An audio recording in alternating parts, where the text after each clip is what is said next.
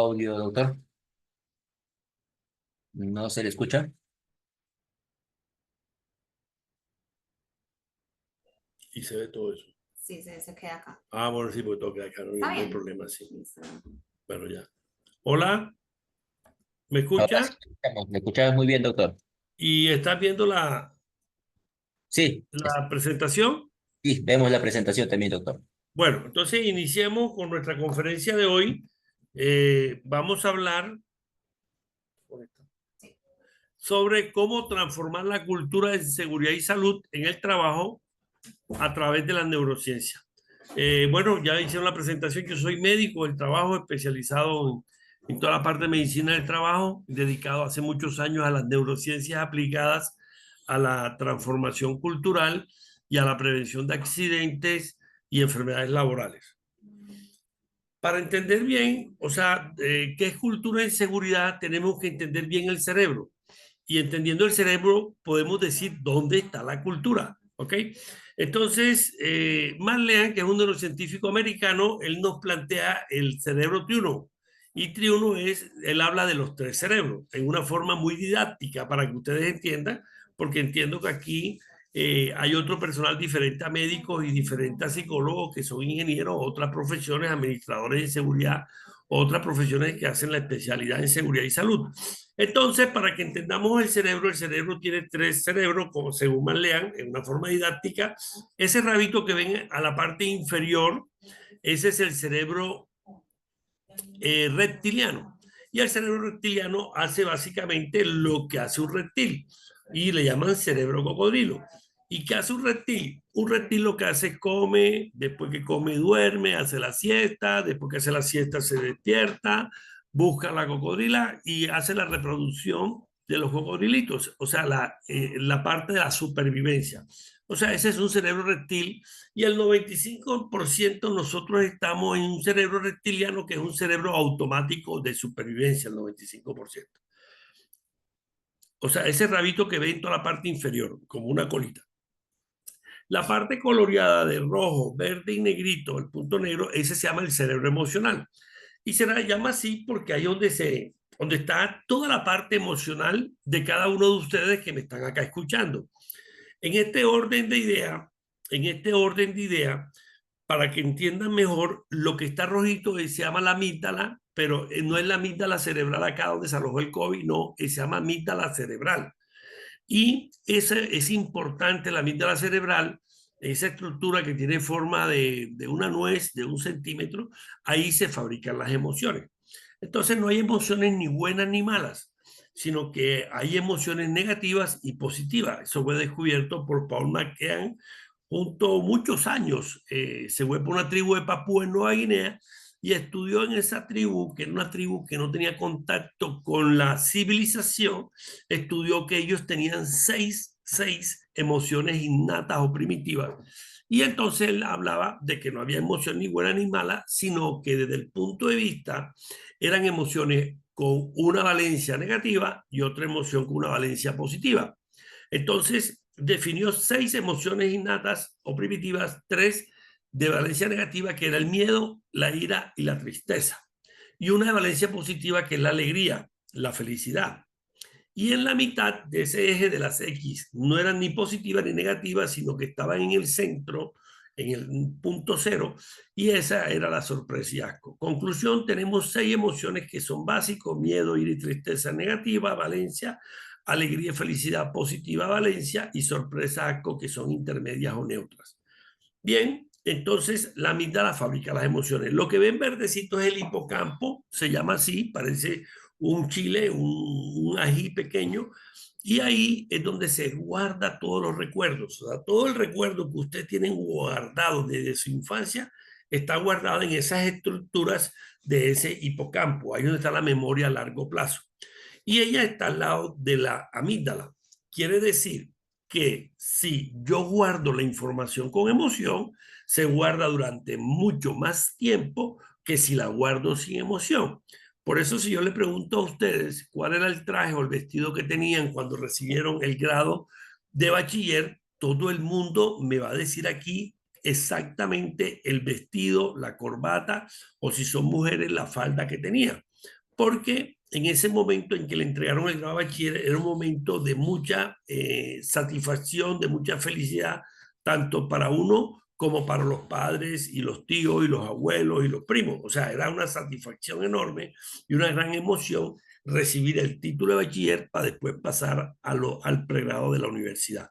¿Por qué ustedes guardan esa información desde hace 20, 25 o 30 años que reciben el grado? Porque la guardaron con emoción. Entonces, es parte importante del cerebro emocional. Está la amígdala y está el hipocampo, donde se guarda la memoria de largo plazo. Y el puntico negrito es el núcleo accumbens. ¿Qué es el núcleo accumbens? Ese puntico es una estructura del cerebro emocional donde ahí se guarda o es la bodega de la dopamina. Entonces, un neurotransmisor importante en los procesos culturales es la dopamina.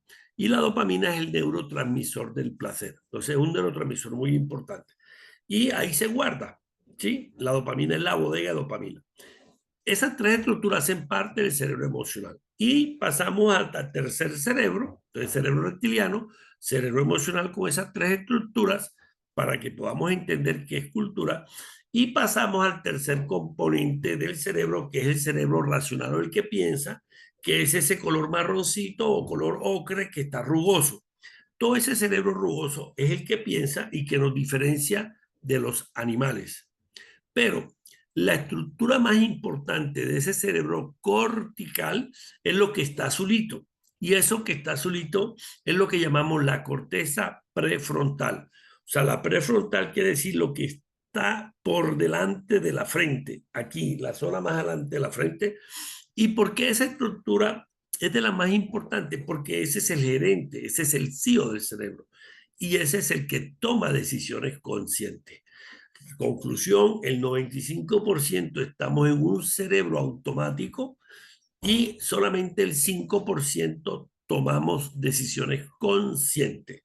Y eso lo toma la corteza prefrontal. Para que me entiendan, aquí traigo un cerebro, pero acá. Entonces, esta partecita larguita es el cerebro reptiliano automático o cerebro cocodrilo, o sea, es de supervivencia. Si yo digo ahora, todo el mundo a salir de sus oficinas o donde están porque hay un incendio en sus casas o en sus oficinas, inmediatamente se dispara el nivel de alerta automático y esto que está aquí es el nivel de alerta en automático y ante esa orden que yo doy, todo el mundo sale disparado en forma automática. Pero después que se dan cuenta que la información que el doctor Butrón había dado es errada porque entra a un nivel consciente con la corteza prefrontal, enseguida se devuelven al sitio de trabajo. ¿Por qué? Porque ya se dieron cuenta que era un error o una falsa alarma. Entonces, este es el cerebro donde está la alerta, donde está la amenaza de cualquier peligro. Cerebro reptiliano, este que está aquí, si yo quito esta partecita de acá, esos dos huevitos que están parecidos a una bolita, ese es el cerebro emocional, ahí se encuentra la amígdala, ahí se encuentra el hipocampo y ahí se encuentra el núcleo accumbens. Y si yo está puesto con esta partecita de acá, todo esto rugoso que ustedes ven acá es el cerebro, todo eso es el cerebro cortical. Y la partecita más hacia la frente, esta que está aquí, es la corteza prefrontal. Este es el que toma las decisiones conscientes, el que hace que ustedes se devuelvan porque hubo una falsa alarma, entraron en automático y después recapacitaron con la corteza prefrontal y tomaron una decisión consciente y se dieron cuenta que era una falsa alarma.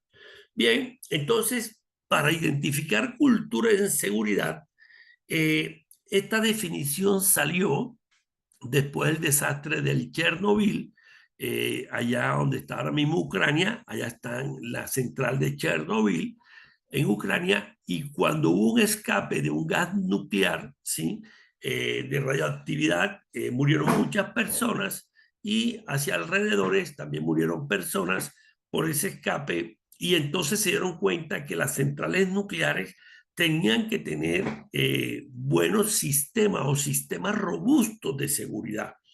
Y después, en los años 2000, se da el desastre del Columbia, donde mueren 9 astronautas. En ese desastre de la NASA, eh, y mueren esos 9 astronautas en el espacio, explota la cápsula de interespacial. Entonces, esos dos desastres dio motivo a empezar a nivel mundial, sobre todo el Comité de Seguridad Nuclear y los comités aeroespaciales, empezar a definir qué era cultura de seguridad o qué es la cultura de seguridad. ¿Por qué? Porque la investigación de la NASA terminó diciendo que el problema que había era, y porque se formó el desastre en ese momento, era un problema de cultura de seguridad que tenía la NASA. En ese ir y venir de investigación de la NASA de Chernobyl, el Comité de Asuntos de Seguridad Nuclear, que es la ASNI, en el año 93, definió la cultura de seguridad. Y nos dice en el Comité de Asuntos Nucleares que la cultura de seguridad es el resultado de los valores de personas, de las actitudes de las personas, de las competencias, de los conocimientos y habilidades, de cómo perciben, ¿sí? Cómo perciben situaciones, cómo se perciben las personas, cómo perciben los objetos y las formas de comportamiento de las personas o grupo de personas que determinan el compromiso con el estilo o la actitud del sistema de seguridad y salud de una organización. Fíjense que ahí nos dicen valores, actitudes, competencias, percepciones y forma de comportamiento. Si eso lo llevamos a neurociencia, recuerden que esto tiene forma de un iceberg. Y el iceberg, el cerebro, lo que nosotros observamos, lo que ustedes observan ahora, es el comportamiento y ese comportamiento me lleva a un desempeño. Eso lo observa, que es los modelos de seguridad basados en comportamiento, ¿sí? Lo que es la psicología del comportamiento, es lo que yo veo y observo y veo su desempeño. Y abajo de ese comportamiento es lo que yo no veo, ¿sí? Y ahí eso es lo que me explica las neurociencias. Entonces, las neurociencias, para tener lo que es un comportamiento y una conducta, primero percibimos. Nosotros percibimos, ustedes ahora mismo están percibiendo y están interpretando un significado. Y ese significado que están interpretando es la realidad de lo que ustedes están viendo. Entonces, ustedes ahora que me están viendo, muchos están en Perú, otros están en Colombia, otros están en México, otros están en Bolivia, en Chile, en Costa Rica, de los aquí presentes, me están viendo visualmente y me están escuchando auditivamente. Algunos pueden estar hablando por WhatsApp o dando un mensaje, o no podemos estar tomando un café, entonces hay gusto y olfato, las notas del café, el olfato. Entonces miren cómo con estímulos visuales, auditivos, táctiles, nosotros percibimos la realidad e interpretamos un significado de esta realidad y decir ustedes ahora mismo, estamos escuchando al doctor Efraín Butrón en una conferencia. Entonces nosotros percibimos, cuando nosotros percibimos generamos pensamientos. Esos pensamientos pueden estar grabados internamente y nosotros podríamos decir, esa es la grabadora interna que tenemos en nuestra mente. Conclusión, el cerebro es una masa de 1400 gramos, que es esto que está aquí, pesa 1400 gramos en hombre, 1350 en la mujer, y el cerebro es como, para que ustedes vean, es esta masa gelatinosa grisácea que pesa 1400 y podríamos, si me lo asimilan, no me gusta, pero para que ustedes me entiendan, con un computador este es el hardware. Y los procesos cognitivos, ejemplo, la forma de pensar, las emociones, la atención, la memoria a corto plazo, el control de los impulsos, todo eso es la mente. Entonces la mente son todos esos procesos cognitivos, o sea, sería el software que está en ese hardware. Entonces, cerebro es la masa, 1400 física, y el software es la mente, como la atención. Ahora mismo usted me está prestando atención, es un proceso cognitivo mental de atención. Me está guardando información a corto plazo, esa es una memoria a corto plazo. Están regulando la emoción, porque algunos pueden que estén preocupados porque tiene al papá en cuidados intensivos. Entonces, esa emoción y esa regulación es un proceso cognitivo que regula la mente, toda la parte de la mente. Entonces nosotros percibimos, generamos pensamientos y esos pensamientos generan una emoción y de acuerdo a cómo nos emocionamos nos comportamos. Conclusión, nosotros somos seres emocionales que racionalizamos. Entonces, para que ustedes vean, ya teniendo que seguridad basada en comportamiento es lo que yo observo y yo registro y observo una conducta insegura, observo una conducta que es segura. Ahí observo comportamiento. La neurociencia va más abajo del comportamiento y estudia cómo las personas perciben el peligro, cómo piensan esas personas tanto en forma automática como en pensamiento, en toma de decisiones y cómo tomamos decisiones. Entonces podríamos decir que nosotros tenemos pensamientos automáticos que son parte de nuestras creencias.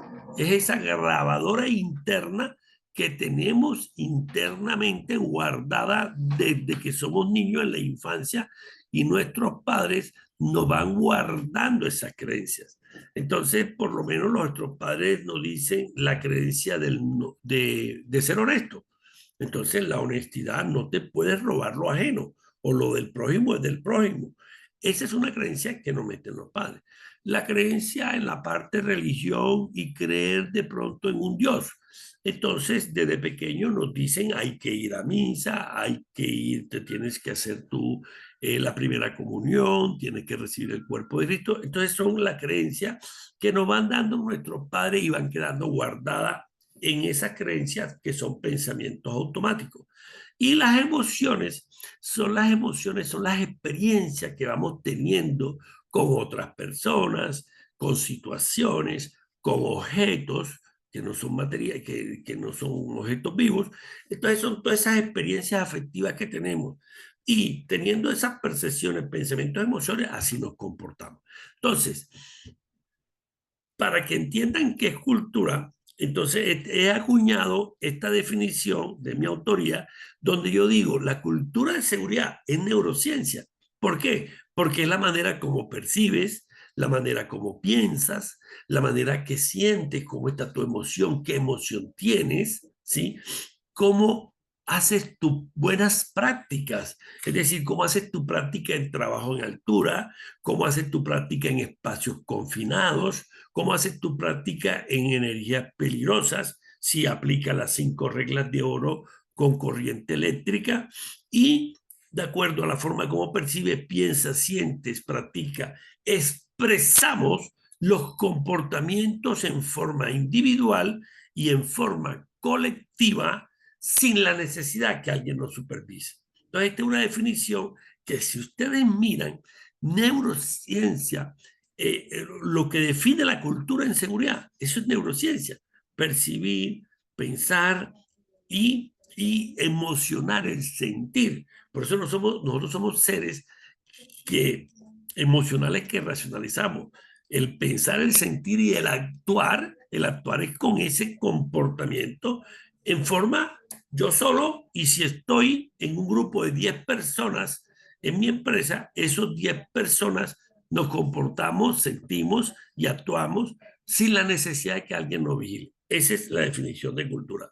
Entonces, fíjense ustedes que aquí está la I, arriba están comportamiento, conducta y es lo que la persona hace y lo que se dice o se expresa afuera. Y abajo hay actitudes, valores, hay creencias, sentimientos, emociones, pero viene afuera, están los sensores del olfato, auditivo, la visual.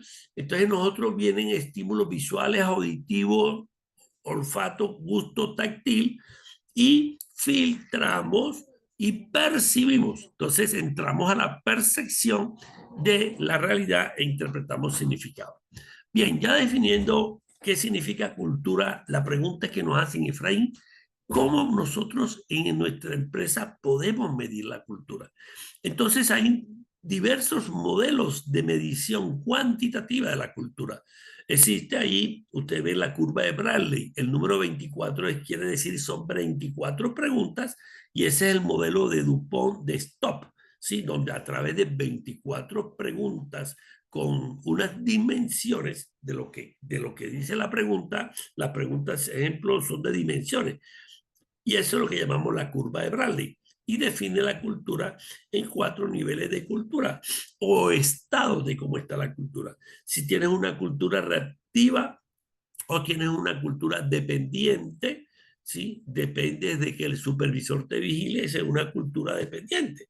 Y las empresas que en gran mayoría en Latinoamérica están casi al 95% en una cultura dependiente, que tienen que tener supervisor.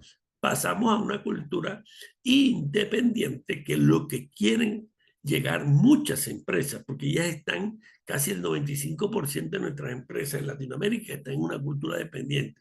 Y solamente un gran pequeño de empresas tienen una cultura independiente de conciencia del riesgo.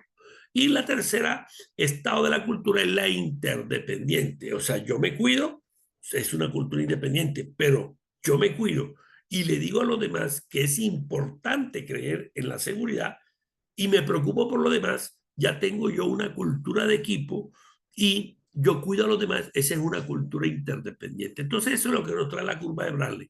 La otra es la escala de Parker, que es una escala de Inglaterra, es inglesa, también tiene unas preguntas. Existe la nórdica, de allá de Dinamarca, de los países nórdicos, que se llama la NOSAC 50. No, viene de la palabra nórdica y NOSAC 50 es porque son 50 preguntas. En vez de 24 de Bradley, que es el modelo STOP de DuPont, acá son 50 preguntas. Existe esta otra que es el Health and Safety, que son 12 preguntas, ese modelo es americano. Existe el modelo OCDI con 74 preguntas, que es el modelo DECRA, es alemán. Existe el modelo La Shell, que la petroquímica y la de petróleos, ellos sacaron su propio modelo y la Shell le llaman Haramain, mente y salud, esa es de 18 preguntas. Existe también un Journey Map y entonces ahí le estoy diciendo 7 modelos de medir cultura.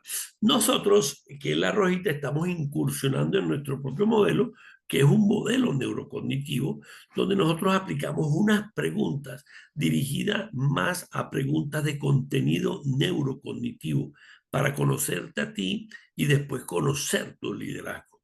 Entonces, es lo que nosotros estamos proponiendo a nivel mundial, que es nuestro nivel de medir la cultura de la persona, de ese líder, y medir su liderazgo visible en seguridad. La buena práctica para mejorar cultura, aquí traigo los modelos de hacer esas buenas prácticas y empezamos con el modelo amarillo SBC, seguridad basada en comportamiento, el de los gurús que iniciaron la seguridad basada en comportamiento, Westcott Geller en el año 95, psicólogo. Y después Terry Maswin, que por cierto tuve ocasión de conocerlo acá en Bogotá, estuvimos conversando, tiene un libro de seguridad basada en valores. En los años 90 nos habla de la seguridad basada en los valores y así actuaban las personas de la cultura de seguridad basada en valores. Y Aubrey Daniel es uno de los gurús de la ciencia del comportamiento en el año 1978 y Aubrey Daniel nos habla de la ciencia del comportamiento que hay en el comportamiento, hay un antecedente, un comportamiento y una consecuencia de ese comportamiento. Y si tú refuerzas positivamente, nos dice Daniel, ese comportamiento y hace refuerzo, el comportamiento vuelve a ocurrir. Ejemplo, si yo me como un perro caliente ahora porque tengo hambre, el hambre es el antecedente y yo me dice el antecedente que tengo hambre, entra el círculo del hambre que está aquí en el cerebro y en ese núcleo del hambre dice, tienes que comer algo y veo un carrito de perros calientes, voy y me como el perro, ese es mi comportamiento. Y la consecuencia es cómo te voy con el perro caliente. Entonces, si yo tengo diarrea, me dio diarrea, esa es la consecuencia. Conclusión, hay un refuerzo negativo a yo no comer más perros calientes, por lo menos en ese sitio que está aquí en la zona donde yo estoy. Y yo no repito ese comportamiento. ¿Por qué? Porque la ciencia del comportamiento y en neurociencias del comportamiento, nosotros nos comportamos de acuerdo a las consecuencias, a la recompensa, al placer. Pero si ese perro caliente no me da diarrea, al contrario, lo vi demasiado exquisito y eso me generó placer. Placer de algo exquisito y me contuvo el hambre. Entonces yo repito otra vez ese comportamiento y eso es lo que llamamos el refuerzo positivo. Entonces, ese es el modelo de seguridad en comportamiento. El otro modelo es el modelo PAS. Este es un modelo americano de Jim Burrs, él es canadiense, perdón, canadiense, Jim Burrs es canadiense. En el año 85 lo lleva a los Estados Unidos, lo americaniza y ese modelo PAS era un modelo también de observaciones, pero hacía hincapié en las reuniones del equipo, en la conversación con el equipo y hacía más énfasis en las observaciones y después de observar en conversar para mejorar el clima de seguridad. Después sale Wilson, él es un ingeniero canadiense y saca el modelo 6-Star. Y él tenía el modelo de seguridad basado en comportamiento, pero en ese modelo él dice que hay 4 estados que llevan a 4 errores. Entonces, hay 4 errores que cometen las personas y te llevan a ocasionados esos errores por esos 4 estados. Entonces, por lo menos un error es, no hay mente, el cerebro no está en la tarea. O sea, las neuronas no están pensando en el riesgo. Entonces, la mente no está en la tarea. A pesar de que yo esté observando que estoy pendiente de la altura, no tengo la mente en la tarea. O los ojos no lo tengo en la tarea. Ya, entonces al no tener la mente, los ojos, eso no lo generan unos estados. Y esos estados son el estado de la prisa, el estado de la frustración, de estar frustrado, el estado de la fatiga y el estado de la complacencia. Entonces esos 4 estados, nos dice Wilson, que nos llevan a los errores de no tener mente en la tarea ni tener los ojos en la tarea. Posteriormente, el rojito es el modelo Hobbes, en inglés H es de humano, P de performance, desempeño, y O de organización. Entonces, en inglés, el modelo Hobbes tiene después de todos estos modelos SBC, PAS y 6-Star, tiene un desarrollo bastante porque ya ahí miraban el desempeño humano en la seguridad y el desempeño en la organización. O sea, iban mirando ya la cultura organizacional y cómo estaba incrustada la cultura de seguridad en esa organización. Pero ya ellos nos hablan de los errores como una desviación típica de un estándar, porque el error es una desviación de un estándar. Nos hablan del empoderamiento, de engañes. El engañes es empoderarte, el compromiso que tú tienes hacia la seguridad. Y nos hablan de que para que haya cultura de seguridad, debe haber un proceso de aprendizaje, ¿ok? Y los accidentes se transforman en proceso de aprendizaje y nos quedan como lecciones aprendidas. Y esto es lo que nosotros estamos proponiendo, que en la buena práctica es el modelo del control del riesgo neurocognitivo, que es lo que estamos proponiendo, donde nosotros decimos que el cambio de la cultura está lo que está debajo del iceberg. Y debajo del iceberg, ¿qué tenemos? Tenemos el accidente de trabajo y ponemos esta fórmula matemática. El accidente de trabajo desde el punto de vista de la neurociencia es igual a la corteza prefrontal, o sea, esta corteza prefrontal, que es la que toma decisiones, multiplicado E por la emoción y A, que es la acción del comportamiento. Entonces, en el accidente de trabajo hay 3 variables: corteza prefrontal, emoción y acción, que acción es el actuar, que es el comportamiento. Y ahí está la génesis del accidente de trabajo.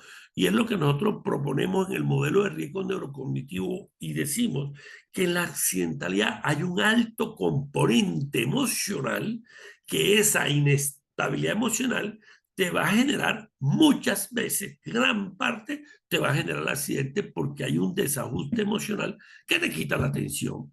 Hay un desajuste emocional que se te hace que te olviden las cosas. Hay un desajuste emocional que se invade. Cuando hay desajuste emocional, estrés, aumenta el cortisol y baja la dopamina. Recuerden que le dije, la dopamina es el neurotransmisor del placer, de la recompensa. Y el antídoto de la dopamina es el cortisol, que es el que estresa. Entonces, cuando el cortisol estresa, la corteza prefrontal se equivoca en la toma de decisiones. ¿Por qué? Porque en esta corteza las neuronas están embebidas de cortisol y no te dejan hacer los circuitos neuronales para tú tomar decisiones con esta parte de la corteza prefrontal.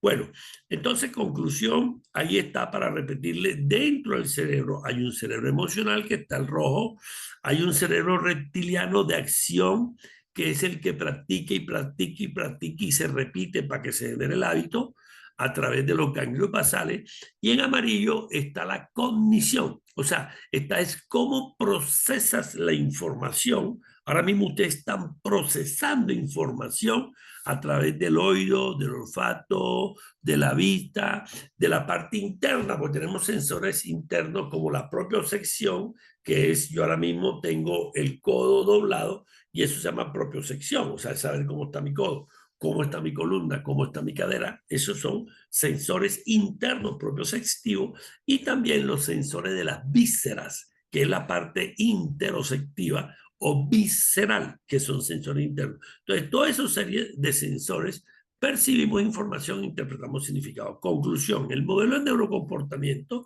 está dado por una emoción, por un procesamiento de información cognitiva, que el 95% es información que tenemos guardada a través de creencias y valores, y el 5% tomamos decisiones conscientes. Y la acción es los comportamientos que tú estás haciendo. Bien, ya teniendo esos dos comportamientos de anatomía y el comportamiento acá de cómo nos comportamos, vamos a hablar de unos principios de las neurociencias y cómo esos principios de neurociencia aplican a la cultura. El primer principio, ya les hablé del cerebro, ya les hablé del comportamiento. Ahora vamos a hablarles de la seguridad. Observen ese cerebro de esa muchacha que está ahí. Recuerden que ahí dice amígdala, ¿cierto? Y dice lóbulo frontal o lóbulo prefrontal de esa muchacha que ustedes ven ahí. Entonces tenemos dos cerebros importantes, ¿de acuerdo? De los tres cerebros. Un cerebro donde está la amígdala, y ese es el cerebro emocional. Y otro cerebro donde está CPF, que es la corteza prefrontal, que es la que toma decisiones. En la parte de comportamiento, la amígdala es la que da en forma automática la respuesta al riesgo ante la amenaza.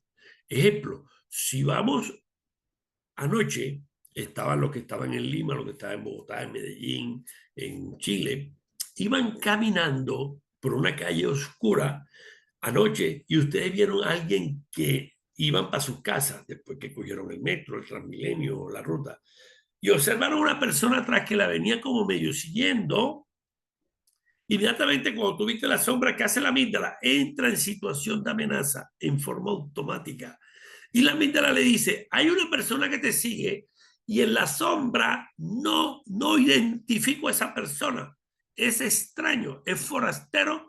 Y la amígdala le dice, sal corriendo porque estás ante una amenaza y te pueden atracar. Entonces, la amígdala da esa acción de esos impulsos visuales auditivos, de donde tú ves esa cara extraña que no la reconoce en el hipocampo, porque en el hipocampo, recuerden que está la memoria a largo plazo. Entonces la amígdala le pregunta al hipocampo, ¿tú la reconoces? El hipocampo dice, yo no la reconozco. Y la amígdala dice, sal, hay una amenaza, y sales corriendo. Y es lo que llamamos la lucha, la huida, o te bloqueas. La lucha, o te quedas luchando con el forastero, o sales la huida, o sales corriendo, o lo que llamamos el bloqueo es que te quedas impavionable, te quedas ahí porque te quedaste atónito ahí, ni saliste corriendo, porque eso fue tu respuesta emocional. Entonces la amígdala que da esa respuesta al riesgo, y si la amígdala está muy alterada, porque ahí en ese momento lo que hay es cortisol y se generan unas sustancias neuroendocrinas como la adrenalina y la adrenalina que ya se fabrican en la corteza prefrontal, pero el cerebro emocional, sobre todo el hipotálamo y la hipófisis, le mandan una orden. Ahí está cerquita la amígdala, se comunica con el hipotálamo le da la orden a una glándula suprarrenal que está encima del riñón y dice, libera adrenalina y noradrenalina porque necesitamos sangre en todo el cuerpo para salir corriendo. Y entonces eso es lo que hace la amígdala. Sale corriendo la persona ante un sistema de alerta automática. La corteza prefrontal es la que toma decisiones, Pero la corteza prefrontal, que es la que toma decisiones conscientes, cuando se da cuenta que esa persona mira hacia atrás y la persona le habla y le dice, mira, mira, mira, yo soy tu amigo, recuérdame, te estaba poniendo así para que te asustara.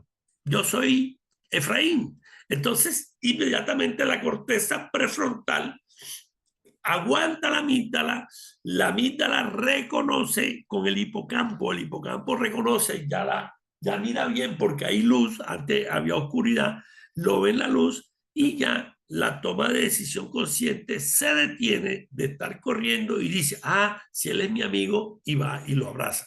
Entonces, fíjense ustedes, eso lo hace la corteza prefrontal, pero cuando la corteza prefrontal tiene demasiada carga cognitiva, ya, y la corteza prefrontal tiene demasiada carga mental o cognitiva o tiene demasiada estrés, o sea, demasiados impulsos que vienen de la mente de la emocional, eso hace que el cortisol inunde la corteza prefrontal y ella no puede tomar decisiones. Por eso, las personas cuando están estresadas son personas que son no productivas, son personas que como el cortisol está aquí, no deja tomar decisiones. Si la tomas, te equivocas, la decisión consciente. Entonces, en ese orden de idea,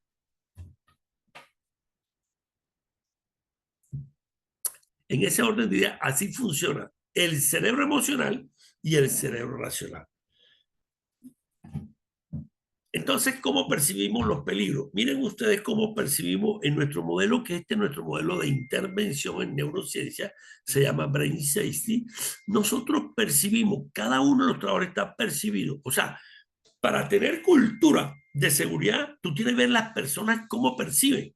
Tienes que ver las personas cómo perciben el riesgo para hablar de cultura. Porque yo le dije, la cultura es la suma de percepciones, de valores, de actitudes, de competencia y cómo te comportas y las buenas prácticas. Eso es lo que es cultura.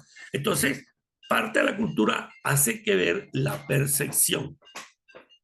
Entonces, la percepción viene de la realidad, la información percibimos, ya se lo dije anteriormente, con los 5 sentidos, eh, auditivo, visual, táctil, que es lo que llamamos la parte áptica, olfato, gusto, propiocepción, interocepción, entra, filtra, y de acuerdo a 3 variables, así percibimos. ¿Cuáles son las variables? Una variable es el sistema de creencia que tú tienes. Si tú dices, es que la Virgen del Carmen me protege y yo no utilizo el arnés de protección anticaída, esa es tu creencia. Nunca vas a utilizar el protección de anticaída y hace parte de tu cultura, porque así percibes el peligro que te lo altera la percepción por tu sistema de creencia. Entonces, el sistema de creencia fue una parte importante. Por eso es que la cultura son creencias, valores, actitudes, emociones y expresión de comportamiento. Entonces la creencia juega parte importante. ¿Quién instala la creencia? Nuestros padres. Hasta los 6 años nos instalan el 50% de lo que vamos a hacer. Y hasta los 12 el otro 25%. O sea, el 75% de nuestra grabadora interna está hasta los 12 años. ¿Ok? Y ahí nos instalan la creencia. Por eso la parte de seguridad viene, y por eso nosotros, la seguridad viene desde la parte familiar, desde los niños, cuando le enseñan a cómo se para un semáforo, cómo se cruza una calle. Ahí viene la cultura en seguridad. Entonces viene desde el proceso de infancia y meter la creencia de que tiene que mirar para un lado, si no, lo atropella un carro. Y si ya crees en la Virgen del Carmen, ok, tú crees en la Virgen del Carmen, pero tienes que mirar. Entonces, los papás van instaurando esa creencia. La otra es el SARA, que es el nivel de atención que está aquí en la parte automática. Entonces, el SARA se llama así, Sistema de Activación Reticular Ascendente, quiere decir que ahí es donde está la alerta.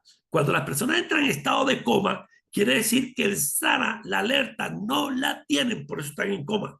Y por eso tú los pellizcas en cuidado intensivo, no responden, porque no hay nivel de alerta y entran en un coma que muchas veces es inducido o muchas veces está la persona en coma. Ese es el SARA, o sea, la atención o la alerta. Y el otro es el estado de ánimo. O sea, dependiendo nuestro estado de ánimo, es decir, nosotros vamos a percibir. ¿Y de qué depende el estado de ánimo? Depende de la salud que tú tengas. Depende si estás tomando drogas psiquiátricas, si eres bipolar, si eres un esquizofrénico o qué drogas estás tomando de tipo psiquiátrico. Depende de los neurotransmisores que tengas. Las personas que están estresadas, quiere decir que el neurotransmisor que tienen es el cortisol. Y ese cortisol no te deja prestar atención, no te deja tomar decisiones bien dadas o decisiones bien con pensamiento analítico y reflexivo. Entonces, el estado de ánimo, que es qué estado de ánimo tiene un estado de estrés, va a definir cómo hace la percepción del peligro. Por eso las personas estresadas se accidentan mucho más que las no estresadas. En nuestras investigaciones, más o menos el 12% de 1.520 investigaciones mortales y graves que hicimos acá en Colombia, por allá en los años 2000 hasta el 2010 hicimos 1.500, el 12% la gente se nos mató o se accidentó por estrés, ¿sí? Por estrés. Y el 11% por fatiga. Y el 9% por falta de motivación. Entonces, fíjate cómo el estrés, la fatiga emocional o fatiga física y la desmotivación, que es no tener motivo hacia la acción. No hay un motivo que nos mueva, que nos impulse a las 5 de la mañana a salir. Casi el 35% fue por esa parte emocional. Listo. Entonces, fíjense ustedes cómo el estado de ánimo, el SAR y las creencias son tres variables que nos filtran la atención. ¿Listo? Entonces entra la percepción y nosotros entramos en modo simpático o parasimpático. Vemos a la persona atrás, no le diferenciamos y salimos corriendo porque necesitamos frecuencia cardíaca que mande el sangre a los músculos para salir corriendo, frecuencia respiratoria para que empecemos a hiperventilar para mandar más oxígeno a los diferentes músculos y al cerebro para salir corriendo. Entonces entramos en modo simpático y parasimpático y eso generan moléculas que son los neuroquímicos que se dispersan por todo el cuerpo. Por eso las emociones son sensaciones que recibimos el cuerpo. Entonces son todas esas sensaciones que están acá y el 95% somos automáticos y solamente el 5% es cuando vemos el problema y damos una solución al problema, que lo hacemos bajo un componente consciente. Bien, entonces ya vimos que la cultura es parte importante del principio de la percepción. Otra parte importante de la cultura son los hábitos seguros. Para desarrollar un hábito nosotros tenemos circuitos neuronales y repetición. Y tenemos lo que es la estrategia del refuerzo positivo, que se los dije ahorita, lo que nos enseñó Daniel, ¿sí? Aubrey Daniel. Entonces, los circuitos neuronales de repetición quiere decir que entre una neurona y otra hay un circuito, como esto es un globo eléctrico, esto es electricidad, así como el corazón tiene un electrocardiograma, yo pongo los electrodos y tengo lo que es un electroencefalograma que usan los neurólogos. Y nosotros en neurociencia cognitiva utilizamos lo que se llama el mapa cerebral, que es el registro eléctrico. Entonces, entre una neurona y otra hay un circuito eléctrico y hay un impulso eléctrico y por ahí va electricidad. Entonces, eso es lo que se llama un circuito neuronal. Y al repetir ese circuito, quiere decir que si yo voy al gimnasio hoy y yo quiero bajar 20 kilos, yo tengo que tener unos hábitos. Uno, ir al gimnasio. Entonces, yo sé que todos los días a las 6:30 o 7 de la noche voy al gimnasio. Entonces, el repetir eso, ese pensamiento, esa emoción, generan circuitos neuronales que me están condicionando a mí pensamiento, emoción y comportamiento a ir al gimnasio todos los días a las 7 de la noche. Entonces, los circuitos neuronales se repiten. Entonces, la repetición y repetición todos los días es lo que hace el hábito. Entonces, por eso a las personas exitosas, cuando le dicen, dígame por qué usted es exitosa, ellos dicen, porque tengo hábitos. ¿Y qué es un hábito? Es una repetición. ¿Y qué es la repetición y la repetición? Eso es lo que se llama disciplina. Entonces, por eso las personas exitosas dicen, dígame una situación en la cual usted es muy exitosa. Los líderes mundiales dicen, porque tengo el hábito de la disciplina. Entonces, fíjense ustedes que el hábito es repetir esas conexiones neuronales y yo le digo, en esa conexión se arma como especie de una vía, llámese una trocha. Después se va repitiendo 10 veces consecutivamente, después 21 y ya se hace una carretera, después 21 veces más y ya son 42 días, todos los días a las 7 y ya se arma una autopista. Y si ya llegó 21 días más, son 63 días, ahí se instala el hábito porque se armó una super autopista.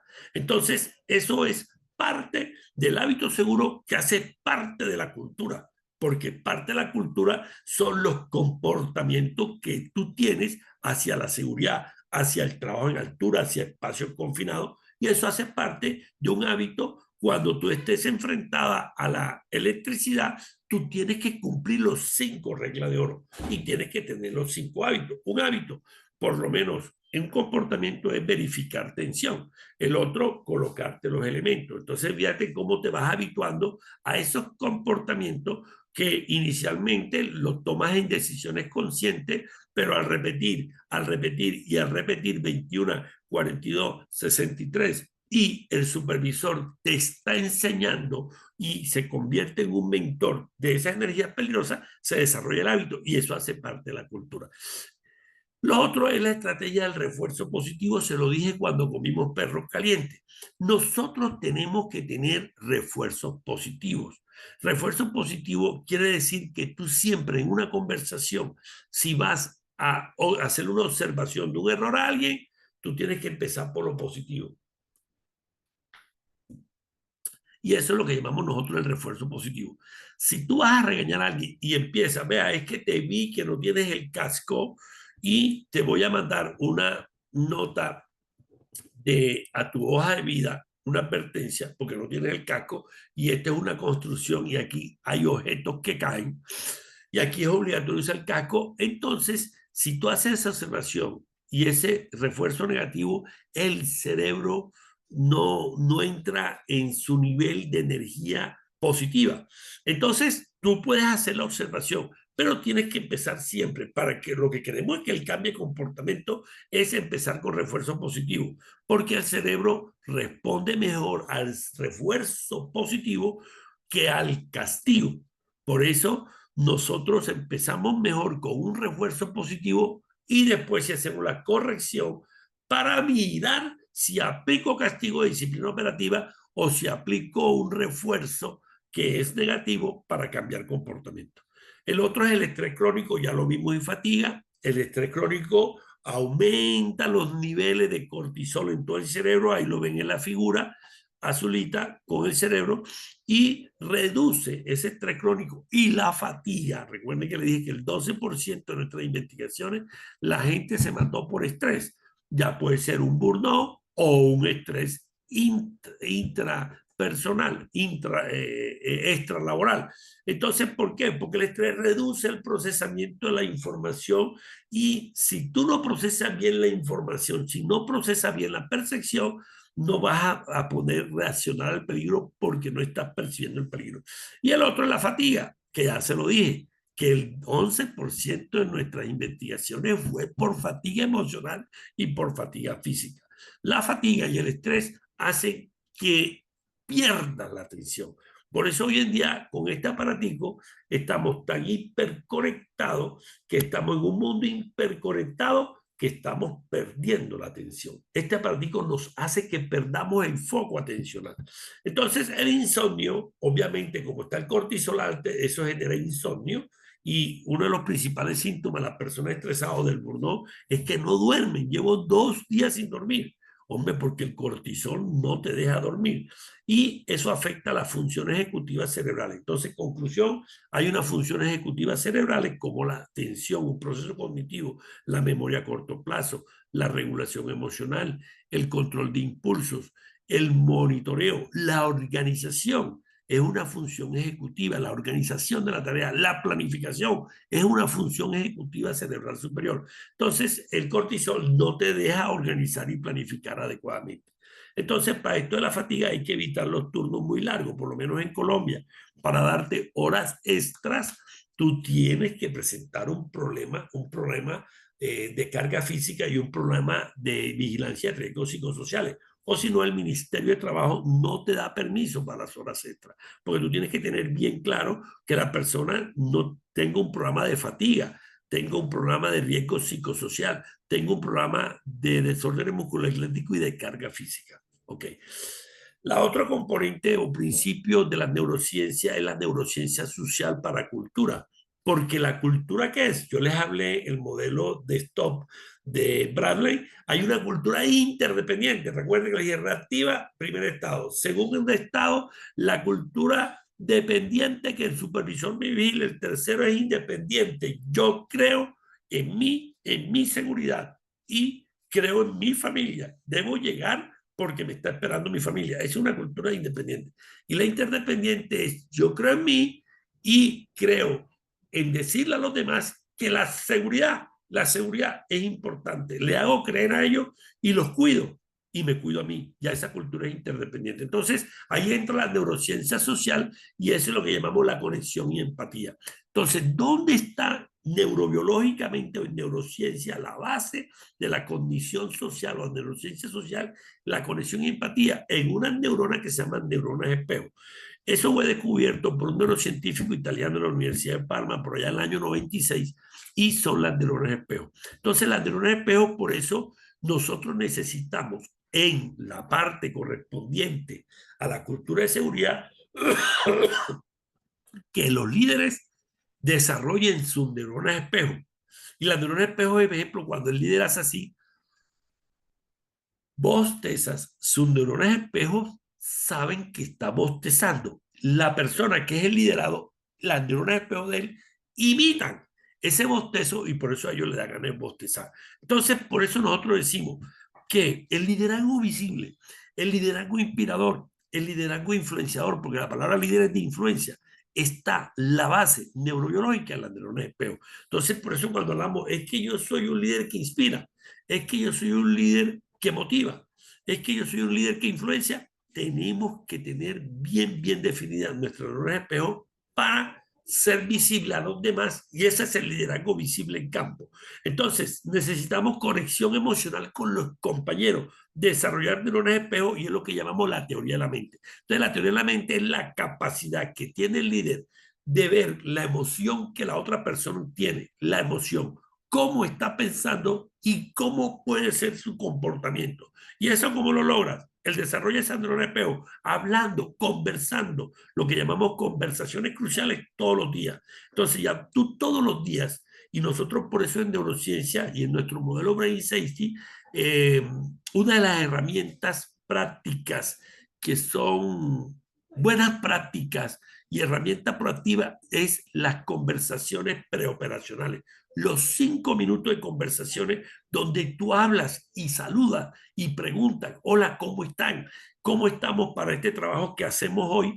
Que vamos a hacer un programa de izaje de carga o este trabajo donde vamos a entrar en túneles de 1500 metros en espacios confinados. El hecho de hablar esos 5 minutos es parte importante del proceso. Entonces, la conexión emocional con los compañeros promueve conducta segura.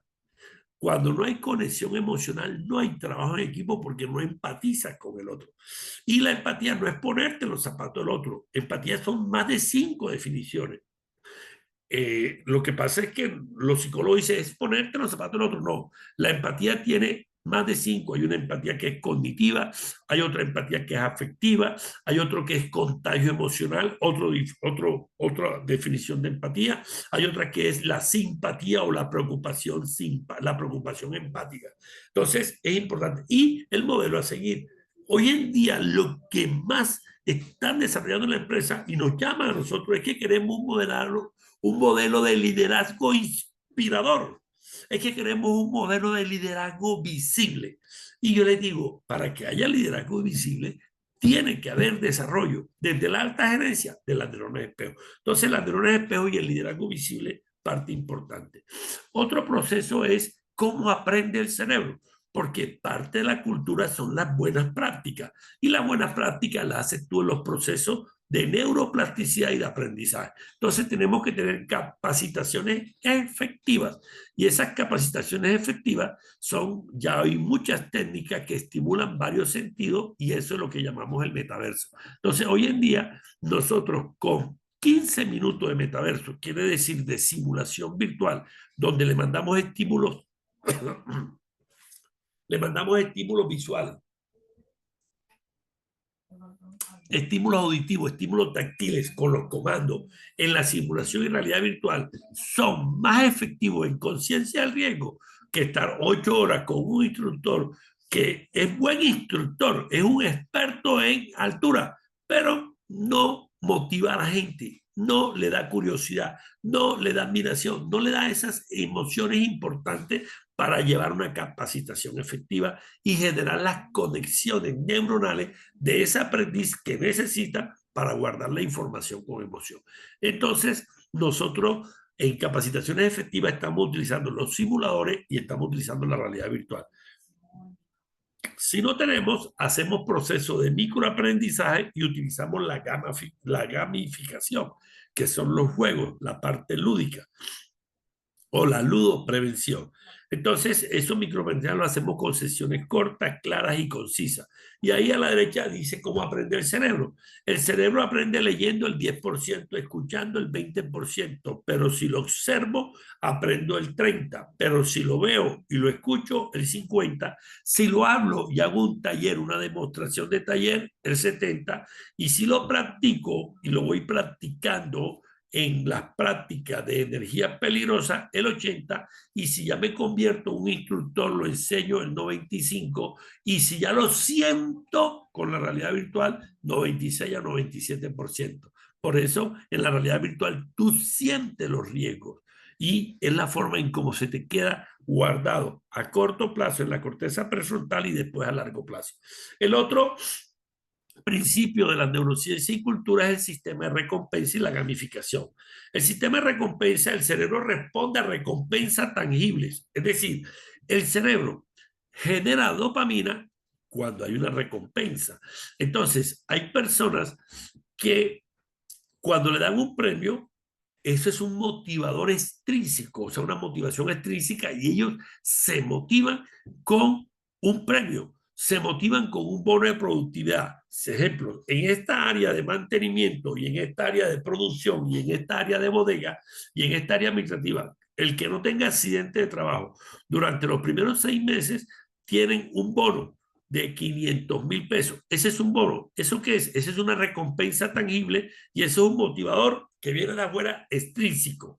Entonces, el sistema de recompensa es cuando el cerebro responde a esas recompensas que son tangibles o otras que no son tangibles, que son emocionales, que es el reconocimiento y el elogio. Tú no le das premio, pero le das un saludo, le das un elogio ante el grupo y te felicito porque llevas 6 meses sin accidente y Carlos Rodríguez, te estoy felicitando, y le da un reconocimiento sin darle plata.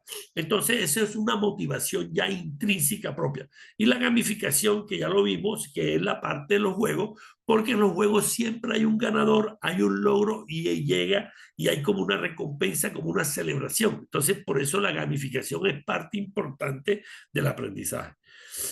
Bueno, con todo esto, para pasar a la segunda parte, son las 3:05. Para pasar a la segunda parte es cómo entendemos el comportamiento humano. Entonces, ya vimos cómo se percibe el riesgo y qué motiva su comportamiento. Entonces, tú tienes que entender como líder cuáles son los motivadores de tu equipo. Si él le gusta o se motiva por motivadores extrínsecos, ejemplo, plata, es un motivador extrínseco, o no, si él se motiva, si tú le haces un reconocimiento y le entregas un diploma por ser un buen trabajador, ese es un reconocimiento, ese es un motivador intrínseco y él se siente feliz y no quiere la plata. Ese es un salario emocional.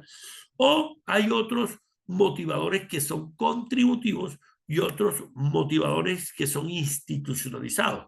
El contributivo es, hay personas que le gusta ser altruista, que le gusta hacer algo, pero que una comunidad sea la que se recompensa de lo que le está haciendo. Entonces, esa motivación es contributiva. Ejemplo, vamos a venir los domingos y vamos a arreglar las casitas, los baños de las 100 viviendas alrededor de la planta que está aquí, ¿sí? Que está aquí en Puente Aranda, en Bogotá. Y vamos a arreglar los 100 baños de esa casita. Entonces, esa persona viene los domingos sin que le paguen la empresa, pero ella contribuye al bienestar de las 100 personas, que son 4 personas, o sea, 400 personas, de tener un baño adecuado. Esa motivación es contributiva. Entonces, todas esas personas les juegan con la motivación contributiva y son felices y lo motiva. La otra es la institucionalizada, que es la empresa, o sea, hacen todo lo que sea por la empresa, porque ellos reconocen que con la empresa han tenido vivienda, han tenido estudio para los hijos, han tenido bonificación de Navidad, le han prestado la calidad. La empresa en los 20 años que lleva o en los 10 años le ha dado una cantidad de bonificación y de prestaciones cuando ellos más lo necesitan. Entonces, esa motivación es que yo hago la acción, pero la que se beneficia es la empresa. Esa motivación intencional. Entonces, en conclusión, tú como líder tienes que conocer cuáles son los motivadores de ese equipo para generar cultura. Porque dependiendo de esas emociones que tú vas a generar, comportamiento, y parte de esos comportamientos hace parte de la cultura de seguridad. Bueno, el tercero, cómo las emociones influyen en la toma de decisiones, ya lo vimos. Y lo otro es que la percepción es subjetiva. Bueno, entonces, ¿qué tenemos que aprovechar? La motivación intrínseca. La verdadera motivación para generar cultura de seguridad es la motivación intrínseca, la externa. Y el cerebro responde positivamente a los sistemas de recompensa. Por eso es que hay que empezar a reconocer todo lo bueno antes de empezar a advertir que hay un error. Y ya viste los tipos de motivación, ya se lo dije. Política de incentivos, sí señor. Nosotros en neurociencia recomendamos la política de incentivos. Y los neuroquímicos, la motivación, ya lo vimos. Placer, recompensa, dopamina, que está en el núcleo accumbens. Y el neuroquímico de la empatía es la oxitocina, el del abrazo, el del saludo. Por eso hay que saludar todos los días. Es decir, porque es que el cerebro es social. Por eso la pandemia nos guardó 3 años y estamos viviendo una pandemia mental. Nosotros en esta semana he visto 4 personas jóvenes en los exámenes de ingreso con ansiedad. 4 de 22 años, 23, 24 años, con problemas de ansiedad, con problemas de pánico, porque la pandemia se nos volvió mental, sobre todo esta nueva generación que no es resiliente como la generación nuestra, la generación de nuestros abuelos. Entonces, los neuroquímicos de la motivación es dopamina, recompensa, placer, y cuando hay placer, queremos el mismo comportamiento. Como perro caliente, tengo placer. Como chocolate, tengo placer. Repito nuevamente a comer chocolate. ¿Ok? Entonces, el de la motivación es dopamina, la oxitocina, que es el de la condición social, el de la empatía, y la serotonina es el del logro, es el de la felicidad. Y el del estrés es el cortisol. Entonces, fíjense cómo estos 4 neuroquímicos son los que influyen en la motivación. Estos son los componentes de cultura. O sea, cuando nosotros medimos cultura con esas que le dije yo, el modelo Braille, el modelo de Jordan Mob, el de la Chen, el modelo de Dekra, el modelo de Nozick, el nórdico, estas son más o menos nosotros en neurociencia las variables que medimos. Medimos conciencia y percepción. Medimos cómo es la gestión del liderazgo, cómo él hace que las reglas se cumplan. Medimos cómo ese líder empatiza y cómo es la empatía y el liderazgo del equipo. Medimos cómo participan los problemas del área el líder con su equipo, cómo vemos el liderazgo y la participación. Medimos en cultura, o sea, estos son dimensiones de medición que en las preguntas, en las 50 preguntas que hacemos, medimos el compromiso, cómo es el compromiso, la percepción del compromiso, medimos la confianza, parte importante en el liderazgo es que tengan confianza en ti y que la persona, el operario de planta, tenga confianza en ese líder y tenga confianza en la empresa. Que él vea que la alta gerencia, que él vea que el presidente hace una caminata gerencial una vez al mes y pregunta cómo están, cómo se sienten. El solo hecho de saludar a ese presidente de la compañía y una vez al mes, 12 veces al año, eso se llama una caminata gerencial, eso genera confianza en los operadores hacia los supervisores, en los supervisores hacia los coordinadores, en los coordinadores hacia los jefes a los gerentes y los gerentes al presidente y vicepresidente de la compañía. Lo otro es cómo es el proceso de aprendizaje dentro de la cultura y lo otro es cómo gestionan el error. O sea, nosotros tenemos que ver cómo gestionamos el error. O sea, hay empresas que el error, cometiste un error y vas para afuera. Allá no soporta error. Hay ciertas empresas que necesitan disciplina operativa. Conclusión, estos son los componentes o las variables cómo medimos cultura con estas 50 preguntas. Bueno, el neuroaprendizaje, ya ustedes lo ven, estos son libros nuestros, uno es sobre neuroseguridad, donde hablamos de resiliencia, este es otro librito del neuroaprendizaje, de los 10 libros que tenemos. Entonces, en conclusión, tenemos personas que en un proceso cultural tienen modelos mentales.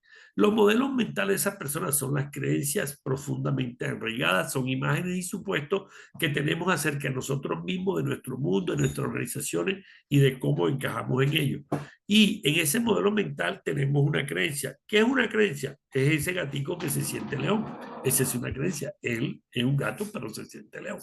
Una creencia es un dicho por Gordon en el año 97, es un postulado que lo consideramos como verdadero y está basado en los valores y las experiencias de ese individuo que tiene desde la infancia. Porque la creencia inicialmente la entran nuestros padres y después en el colegio y primaria nos la refuerzan los profesores. Una creencia, por lo menos, es el perfeccionismo. Yo me acuerdo que a mí me decían, mi papá y mi mamá tenían que sacar de 1 a 5, tenía que sacar 5. Si sacaba 3, era una nota que no me daban merienda, me castigaban al parque, etcétera. Tenía que sacar 5 porque todo tenía que ser perfeccionista. Y así fue creyendo con esa exigencia de ser perfeccionista, de esa creencia, ¿cierto? Pero después cuando llegué a bachillerato, ok, listo, y sacaba buenas notas. Pero cuando llegué a medicina, sacar 5, eso es difícil. Y ahí ya yo hice un pare de esa creencia y la cambié, que yo necesitaba sacar 3, 3.2, 3.3 en neurología, en neurocirugía, en neurofisiología. Y yo con eso pasaba el semestre. Entonces, ahí fui cambiando los niveles de creencias del perfeccionismo. Entonces, las creencias hay unas que te limitan y hay otras que te potencializan. Entonces, parte de la cultura son las creencias que tienen. Y lo otro son los valores. ¿Qué es un valor? Es una creencia que tú le das un valor. Entonces, la creencia de no robar. O sea, tú no puedes robar. Entonces, eso crea un valor que es la honestidad. La seguridad. La seguridad es un valor. O sea, tú tienes que llegar a tu casa vivo porque te están esperando tu esposa, tus hijos. Porque tú eres el que vela por ellos y el que lleva los alimentos y el que lleva toda la calidad de vida a esas personas. Entonces, la seguridad hace parte de un valor. ¿Y qué es un valor? Es un postulado que guía la creencia, actitud y comportamiento de una persona. Eso es dicho también por el mismo Gordon en el año 97, y son características relativamente estables que con frecuencia se desarrollan. Las creencias y los valores se desarrollan en la infancia. Por eso el valor de la honestidad es desde la infancia. El valor de la seguridad, de cómo cruzar una calle y que el semáforo es rojo, tienes que aguantarte tanto tú como tu carro o tu moto. Ese es un valor de la seguridad que te enseñan tus padres a que en rojo no se pasa el peatonal, ¿ok? Porque está el semáforo en rojo peatonal. Bien. Y lo otro es la actitud. Entonces la actitud ya es una predisposición a actuar de determinada manera ante diversos aspectos de personas, situaciones y objetos. Y toda actitud tiene un componente cognitivo, un componente afectivo y un componente conductual. Ejemplo, un componente cognitivo. Ejemplo, si yo trabajo con mayor rapidez, podré terminar más rápido y salgo, o mañana viernes, salgo más temprano porque me voy a ver el partido de la Selección Colombia. Y el componente es el componente de actitud. Trabajo con mayor rapidez, salgo más temprano porque terminé mi producción y hablo con el supervisor. Un componente afectivo. Tengo rabia o frustración. ¿Por qué? Porque el supervisor me dice, ustedes tienen que quedar más tiempo porque hay que cumplir con una producción que gerencia nos la está pidiendo. Y nos pide una producción de 1 millón de vasos desechables más. Y ese componente afectivo, ¿cuál es tu actividad afectiva? De rabia o de frustración, porque te tiene que quedar más tiempo después de la hora de salida y te pierdes el partido de Colombia. Y otro componente de actitud conductual es el trabajador de este ejemplo, que él queda trabajando y actuará más rápido para terminar más pronto el trabajo, ya que el que no se siente estimulado de dar más de sí mismo. Bueno, esto es para que ustedes vean la empresa feliz y saludable. Hoy en día la empresa más feliz del mundo está en Sao Paulo, se llama Senco, hace parte de la cultura organizacional, hace parte de la cultura de seguridad. La gente tiene que ir al trabajo a ser feliz, tiene que ir al trabajo motivada. Recuerden que le dije, el 9% de nuestra accidentalidad se ocasionaron por desmotivación. La gente está desmotivada, sobre todo en el sector minero.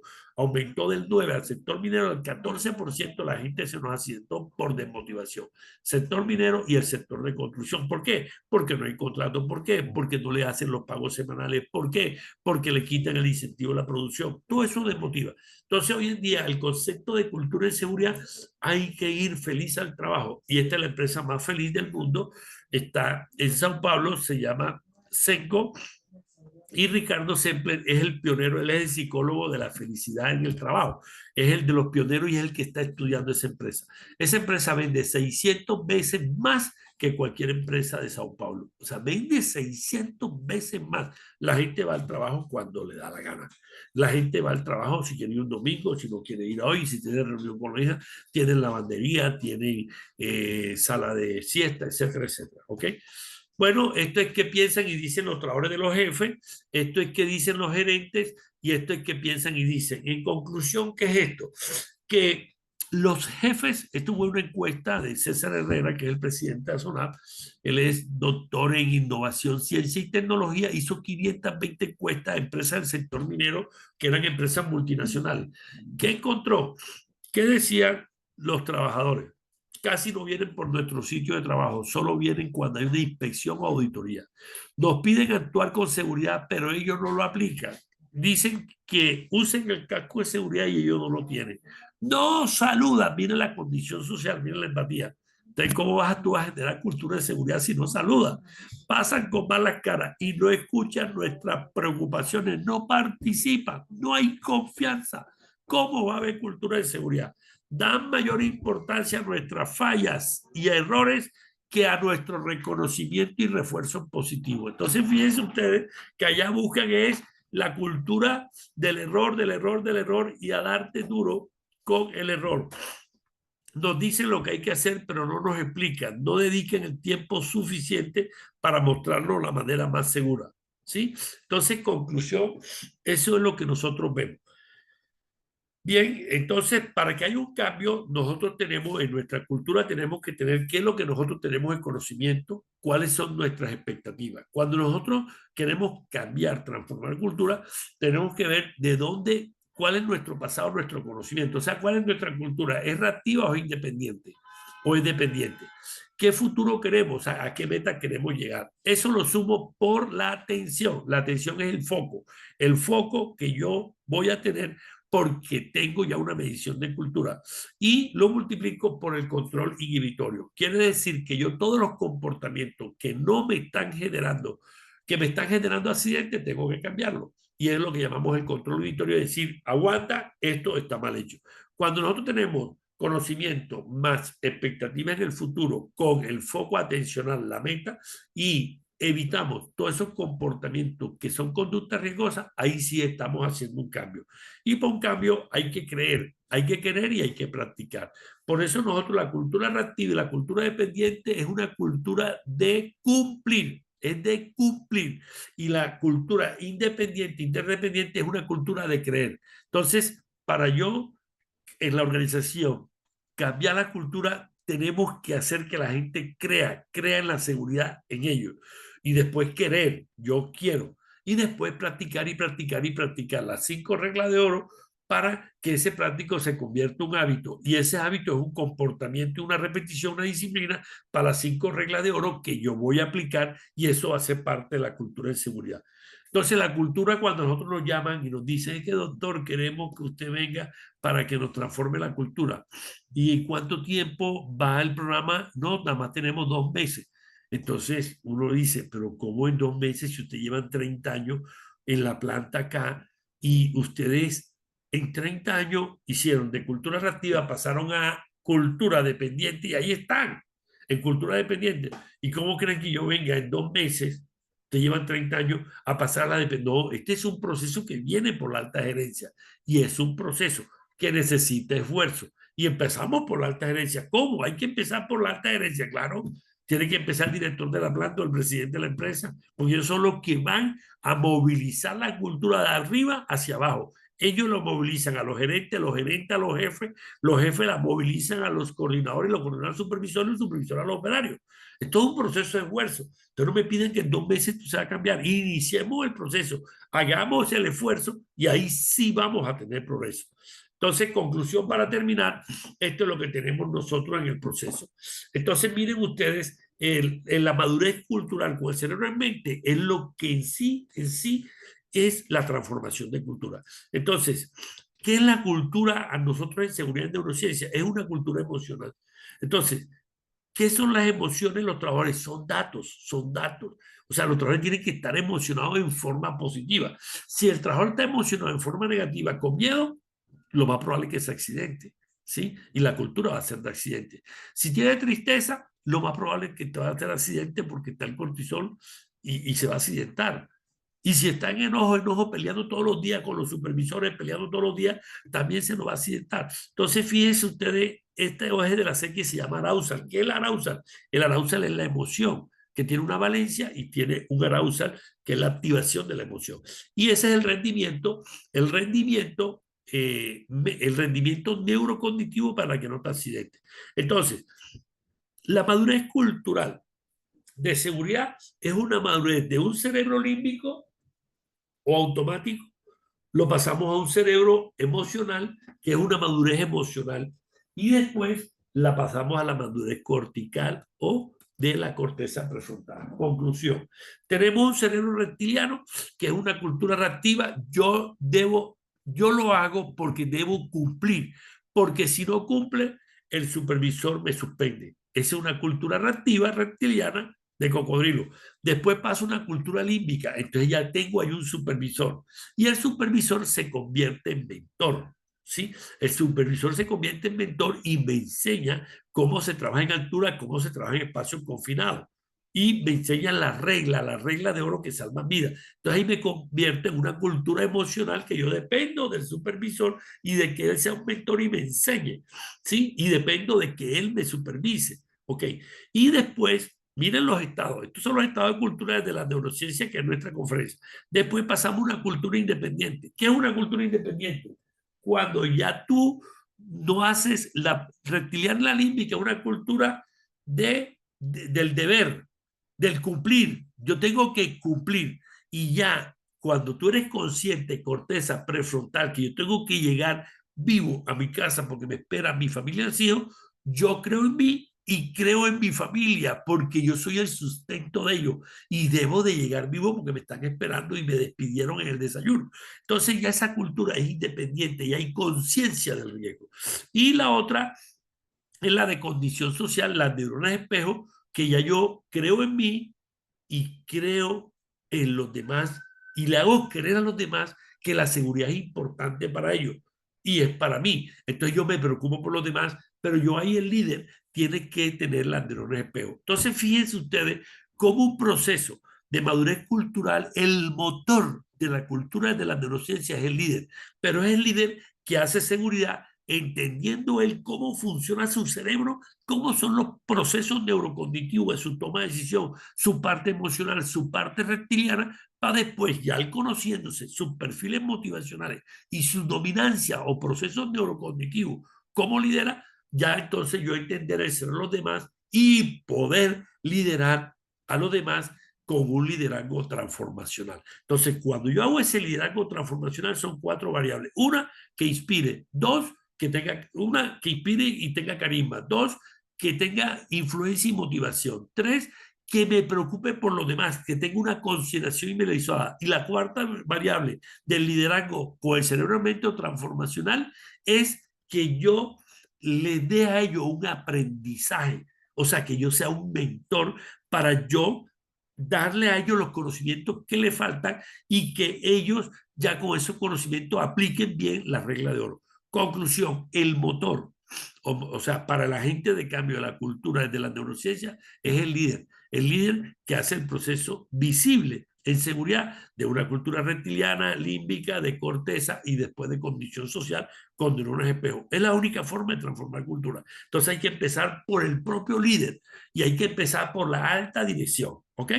Bien, entonces esto es una empresa, ya esto lo vimos, la empresa es lo que hay, y en sí la cultura es toda una revolución emocional. Estas son las 7 caras que son las que Paul Ekman descubrió en Papúa de acuerdo a los gestos, y vemos que las emociones del empleado no son ruidos, son datos, y esto es pienso, lo besisto, decía Descartes, no es así. Estaba equivocado Descartes hace 500 años, era filósofo matemático. Y estos dos que están ahí es Ladou, que tiene un libro que se llama Cerebro Emocional, y el otro es, son neurocientífico americano, y el otro es Damasio, que es neurocientífico portugués, sacó el libro El error de Descartes. Entonces él dice que no es pienso, lo existo, no, es siento, lo existo. Por eso nosotros somos seres emocionales que racionalizamos. Y ellos hablan más de cultura emocional que de cultura organizacional. Entonces, conclusión, ¿a dónde los quiero llevar en nuestro modelo? La cultura en seguridad en sí es un alto componente emocional, es un alto componente de creencia y un alto componente de expresión de comportamiento, pero que este líder que está aquí, este líder es el que implanta la cultura a través de un contagio emocional, sí, de un contagio emocional. Bueno, para terminar, termino con esta frase de Lao Tse: el que conoce lo exterior es erudito, decía él, el que conoce lo interior es sabio. Los invito a que conozcan su interior. El que conquista a los demás, condición social y empatía, es poderoso, pero el que se conquista a sí mismo, que es lo que le invito, es invencible. Bueno, para terminar, todo esto está en nuestros libros. Este es el último libro de los 10, de los 8 libros, son 8 de neurociencia aplicada a la seguridad. Cada libro es un problema, pero nos faltaba este, que es el neurociencia de la felicidad corporativa y para la vida, un ecosistema de bienestar en la nueva era. Conclusión: la cultura de seguridad, necesitamos que todas las personas que conformen sean felices, que todas las personas sean felices, que ellas se despiertan a las 5 de la mañana y se motiven. Y eso es lo que nos dice la neurociencia. Esto es los 8 libros, ya cada libro es un problema: neurociencia aplicada al liderazgo, neurociencia aplicada al aprendizaje, neurociencia aplicada a la cultura, neurociencia aplicada al cerebro. Y esto es lo que tenemos. Bueno, soy Efraín Butrón Palacio, investigador, escritor, consultor, apasionado por esto, creador de nuestro modelo Brain Safety. En hora y media es complicado hablar de todo este cerebro, es un reto. Y por favor, tenemos más de 70 videos de 2 minutos en este canal. Síganos en ese canal de YouTube, Efraín Butrón Palacio. Bueno, gracias, mi querido Rafael. Hemos terminado. Muchísimas gracias, doctor. Como siempre, espectaculares sus conferencias y sobre todo con esta parte tan esencial que es la neurociencia aplicada a la seguridad y salud en el trabajo, algo que hace 15 o 20 años ni siquiera se mostraba.